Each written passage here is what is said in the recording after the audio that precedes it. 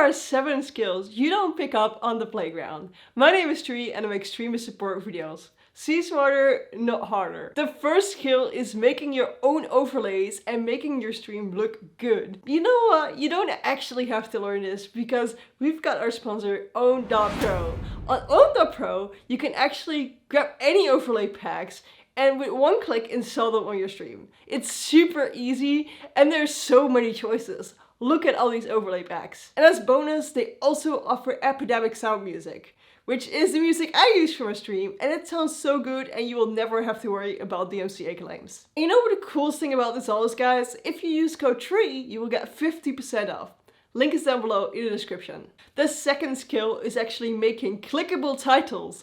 It is actually pretty hard to make a title that makes people want to click. But it is so hard growing on Twitch and so hard getting discovered that you want to have a title that impacts the amount of people that click on your stream. If there's somebody that sees your stream, you want them to click because there isn't a big chance of them finding you on Twitch anyway. They better click, right? So you need to make sure that you have a good title.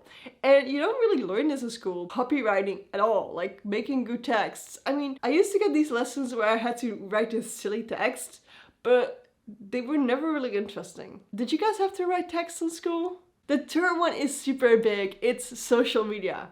You don't really learn how to do social media. And it's such a big part of everybody's life nowadays.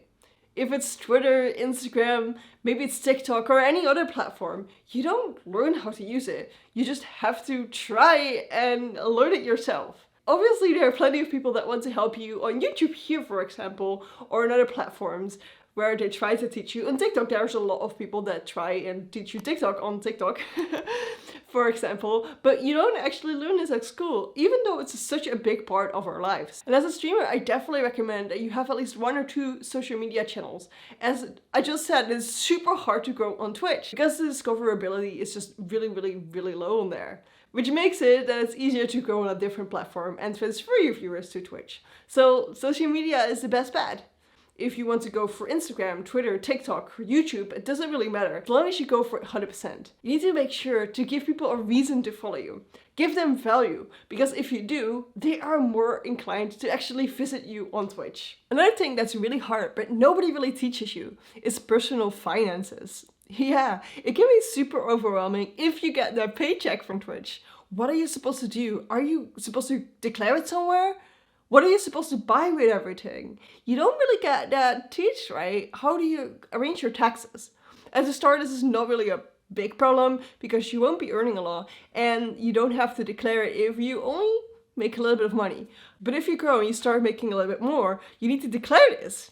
It's really different per country how you do that. And I don't even know exactly how it works in my country because I got a bookkeeper and, you know, they arrange half of it because it's pretty hard. And I don't want to make any mistakes because if you make any mistakes with taxes, you can have big troubles. It's actually really odd that schools don't teach you how to negotiate. But negotiation is a really big part of being a streamer. If you want to make money and work with companies, you need to make sure that you negotiate the right prices for it. Because you can't live off free products, can you? Maybe you can sell some, but you generally can't live from them. A friend of mine, Justin Moore, he has a whole channel about how to actually get brand deals and stuff like that. And he does have a newsletter. I'll link that down below in the description because that might help you a lot with getting brand deals. Talking about newsletters, I do have my own newsletter too, where I share game developers that are searching for streamers to work with, but also games that come out, streamer news, and a lot more. I'll link that down below in the description as well. It's on Twitter. If you go to my Twitter page, you just click on the subscribe button and you'll be instantly subscribed. It's super easy. Besides from meeting friends, you also want to meet up with colleagues. Why? So you can collaborate. You can learn from each other. There's so many reasons why you would want to get friends with other streamers because it will help you grow. They might rate you when they're done streaming and bring over their community. That's such a big deal, right? So you want to make sure to network with them. But networking can be really tough. So therefore I have a video how to network on Twitch right here for you. And another thing that's really important if you want to network and build connections with brands is that people recognize you. This is where branding comes in. It's not just having the same colors reappear in things you are doing. So for example, for me, I've got this blue and pink coming back in my YouTube and my Twitch, and it's on Twitter, it's literally everywhere. But it's more than just that. For example, for me, if I say stream smarter, not harder, you guys know it's me saying that thing every time. Well, not every time anymore, but I've said it enough that you guys know it now. I love cows. That's part of my branding. It's just who I am, but it's part of my branding. I'm a little bit chaotic sometimes, and I love helping people. These are all part of my branding. You need to make sure that you have these things clear. Who are you, and what is your brand about?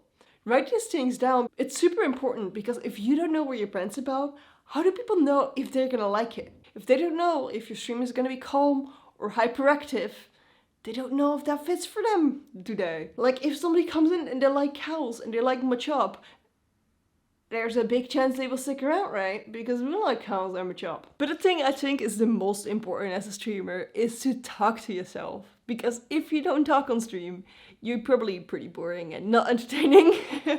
So you want to keep them entertained by talking. And I think this might be one of the hardest things to do on stream. So I've got this whole video dedicated to how to talk on stream when nobody's watching. I'll definitely recommend checking that out because that's gonna help you a lot be more entertaining and therefore improving the quality of your stream, which makes you grow eventually.